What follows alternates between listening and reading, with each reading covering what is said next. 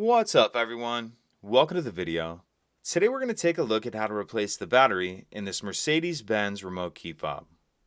This Mercedes-Benz key fob is going to use replacement battery CR2032, and I'll put a link in the description box of this video to where you can find these replacement batteries if you're in need. The first thing we want to do is grab our key fob and we're going to remove the emergency key that's in the bottom of it. That's done by pressing this silver button on the back of the fob, and the key will pull out like that. We can just set that to the side. Now what I'm going to do is grab my screwdriver and we're going to remove this back cover right here.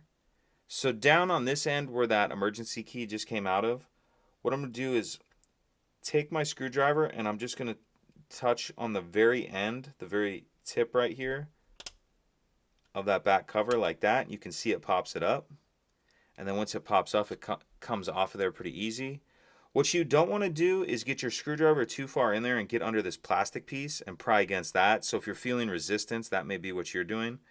That cover comes just a little bit over this, so it's kind of like this is where you'll be prying. But anyway, once you get that first cover off, we have another cover right here. I'm going to get my screwdriver in the end of it like this. Pop that up.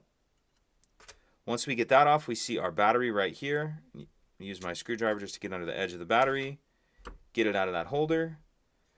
I'll grab my new replacement battery, and you want to make sure that you're installing that with the plus side up. Go ahead and snap that down into place.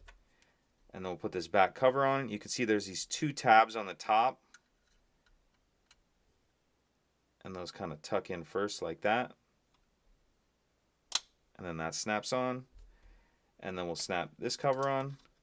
I'm going to kind of line the top up first. Oops. Had it backwards. I'm going to line the top up first like that around that red piece. And then you can kind of see how it snaps into place. Once we have that snapped all the way into place, we can put our emergency key back in. And that's it.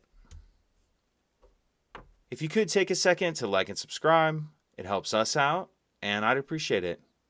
Thank you.